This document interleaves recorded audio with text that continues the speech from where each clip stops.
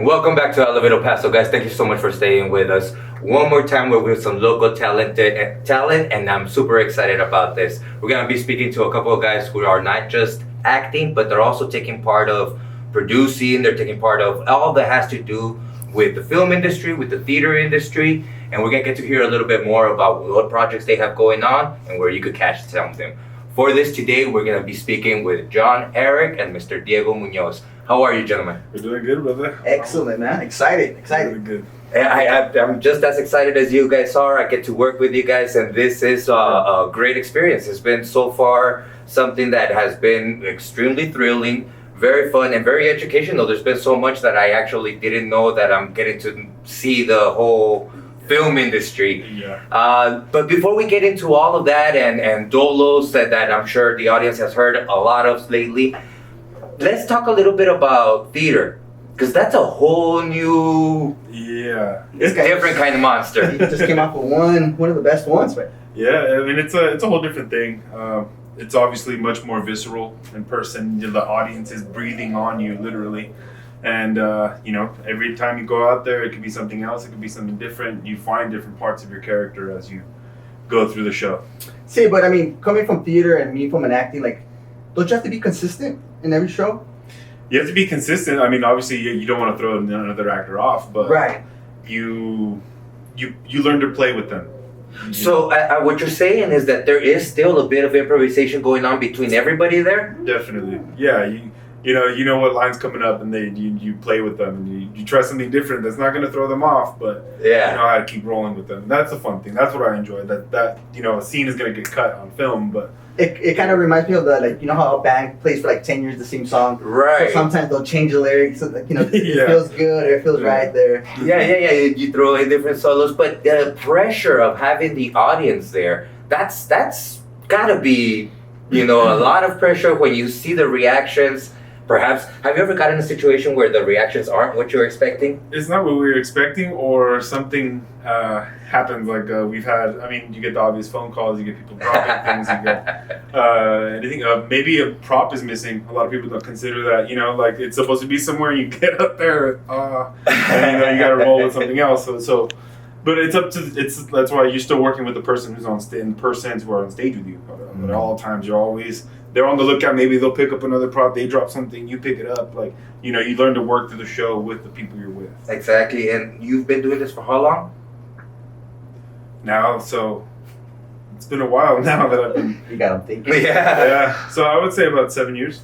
Oh wow, very cool, very cool. And this is for all of you that want to catch Diego. This is at the Playhouse, right? This is at the El Paso Playhouse, correct, Caleb? And we encourage everybody to come out to the next season. That's going to be starting up next month in August. And do you know what plays are already lined up? Yeah, we have Dracula will be the Halloween play.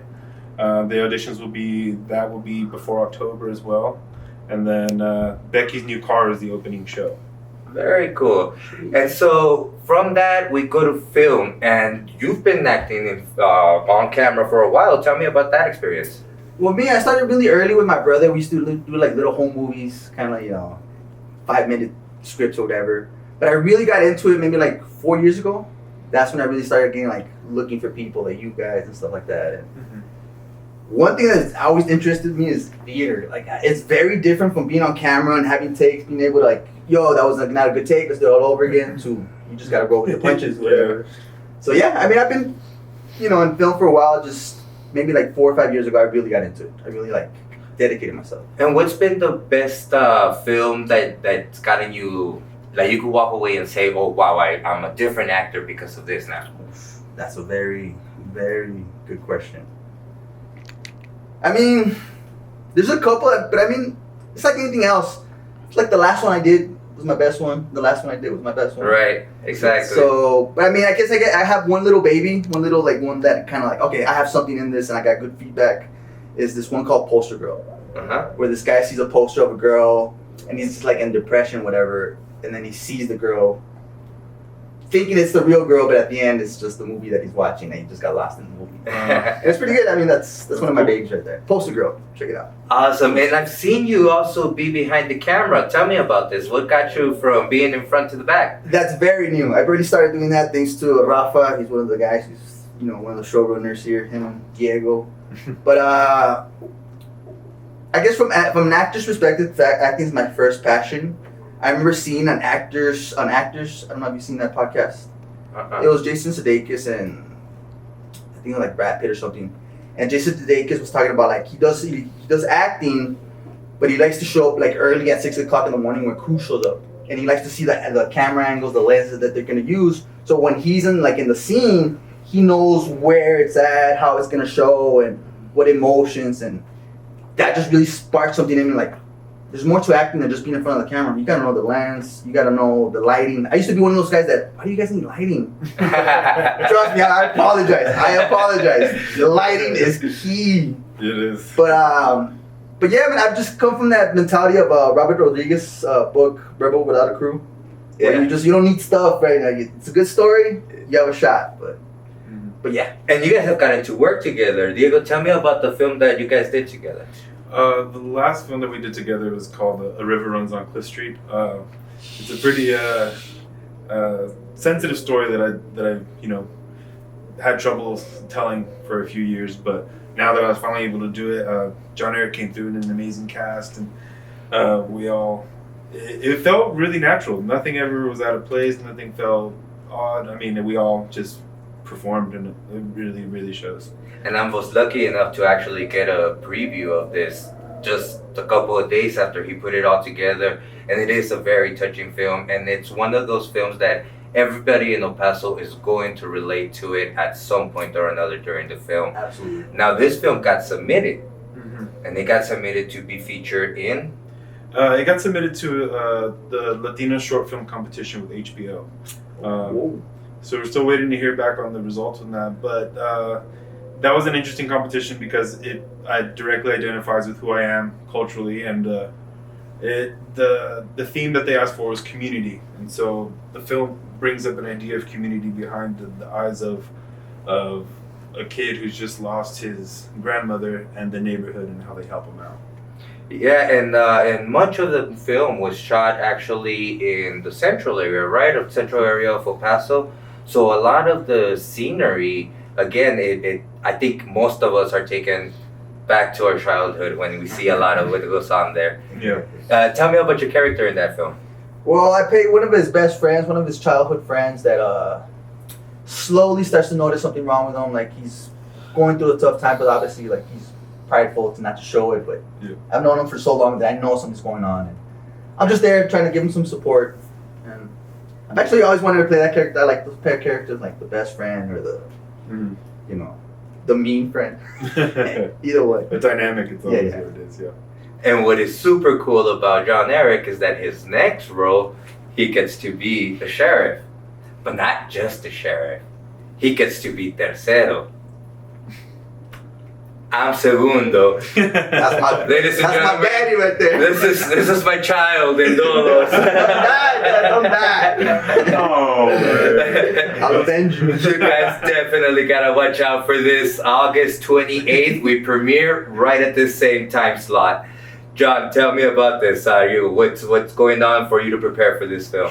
Right now we're going into the second episode, but the first episode is looking fantastic. It's just, you might see the poster, you might have an idea, but trust me, you have no idea what it's really about. So it's one of those things that you gotta go check out. You can't just hear it by word of mouth. Don't miss Go it. check it out. Yeah. It's been super fun. He's growing out his beard. I cut my hair. We're getting there. It's almost there.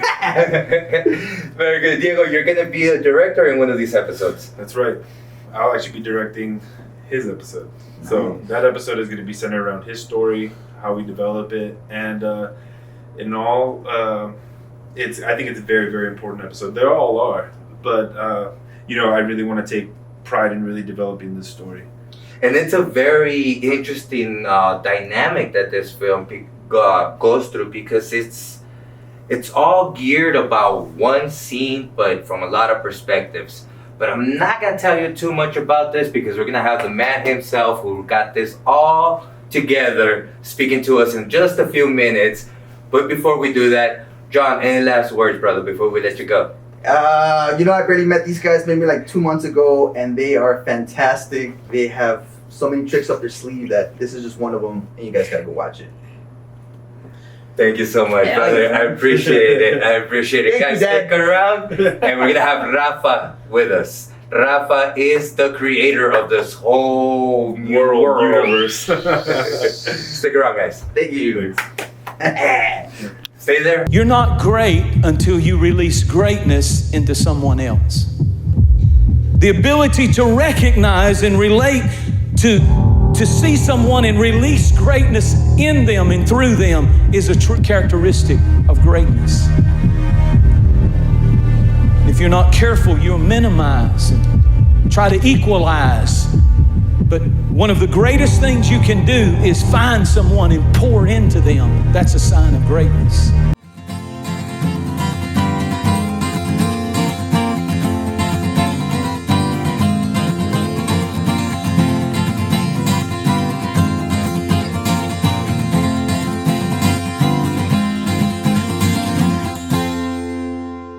Now that we're back on the set and we're talking now with Mr.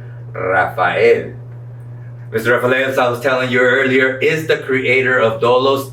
Out of that mind, let me put it to you this way. Before he started Dolos, he had hair like me. That is that interesting. That episode is something you gotta do. Armando, ¿cómo estás? Estoy muy bien y muy feliz de estar aquí de nuevo estando en tu programa. Esta es como la tercera vez que me invitas. Muchas gracias. Parece ya una costumbre y eso es muy bueno, la verdad. Gracias y pues qué padre estar aquí otra vez. Te agradezco. Coméntame tocante a Dolos. Es algo que está por empezar. We're about to get started with this Dolos series on the CW on this same spot, August 28th. Dime tocante a eso. ¿Cómo es que creaste toda la historia? ¿De dónde es que cada vez que llegamos a grabar hay toda una nueva dimensión a la historia? Hay nuevos personajes. Dime. Ahora, primero hay que contar cómo inició todo y esto fue en un evento de 48 horas. Para los que no saben, es crear una historia, un film, grabarlo, editarlo y entregarlo en menos de 2 días. Esta historia nació después de estar platicando entre todos nosotros, empezamos a mezclar ideas y luego pues finalmente tuvimos esto que llamamos Dolos. Ya después de eso terminamos de grabar, lo presentamos, lo vimos y dijimos, pues perfecto, ¿por qué no desarrollamos una historia? Entonces nació esta manera de narrar una historia que es, tenemos una historia que tiene un inicio, un principio, un problema y un final, pero hay demasiados cabos sueltos. Entonces pensé, ¿qué tal si en un próximo capítulo explicamos cómo van esos cabos sueltos? Y en otro explicamos los cabos sueltos de todos los otros cabos sueltos. Y así nació esta narrativa que lo llamamos la narrativa nuclear, de Nuclear Narrative. Es una historia que mueve todas las historias.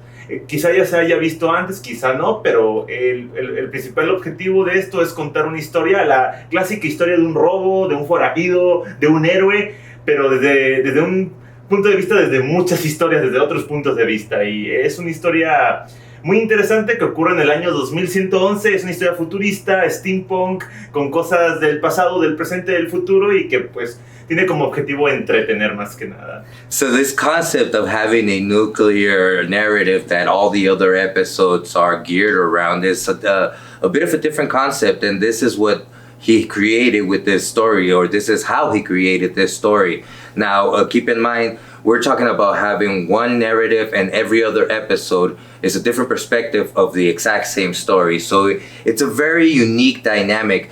Cuando escogiste a cada director para cada episodio, ¿qué tenías en mente para colocar a cada quien ahí?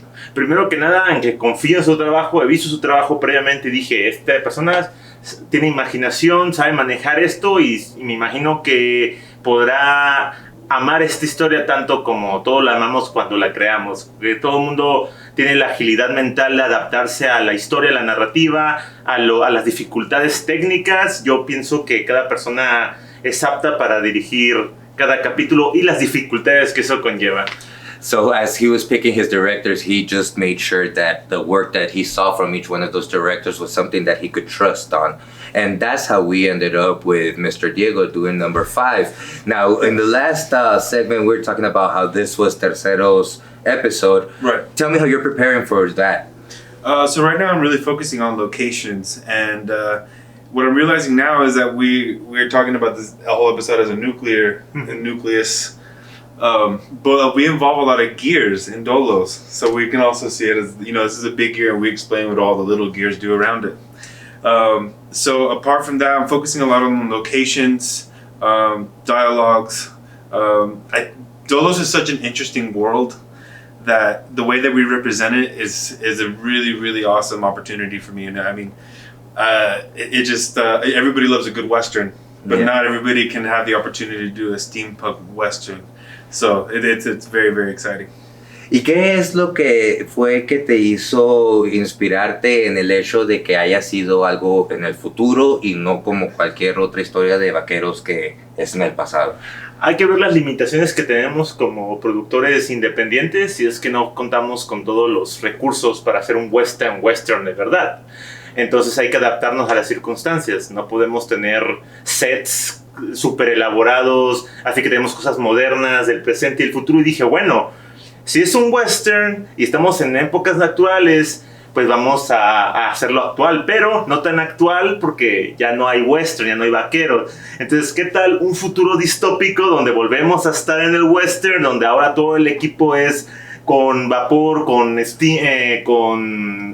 engranajes, con gears otra vez, y pues así se justifica más bien y uno puede más asimilar esa historia sin tener que meternos tanto con conceptos históricos, con objetos de ropa que llevaban puesto, y podemos fusionar ese estilo western con el moderno y el steampunk style, todo eso.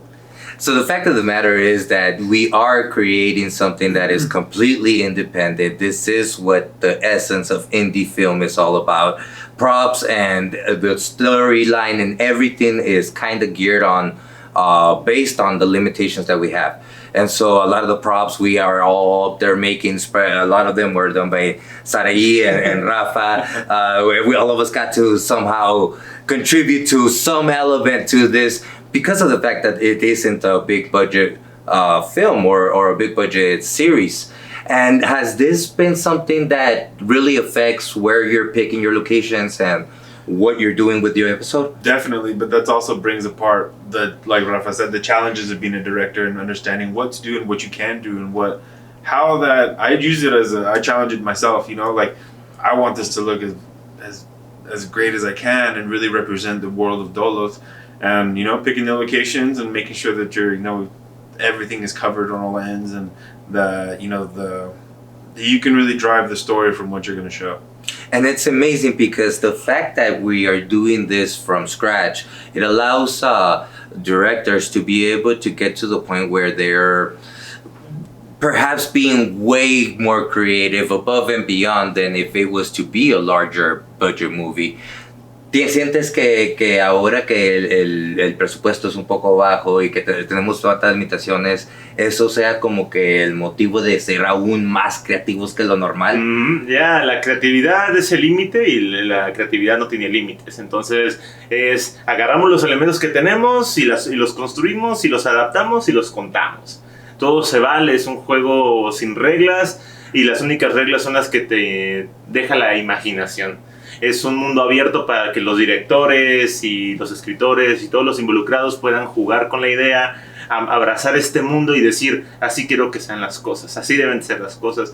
Y claro, pues obviamente sí habrá uno que otro detallito que hay que medio explicar y todo, pero eso ya es como lo menor posible, pero sí, es así, todo es de imaginación.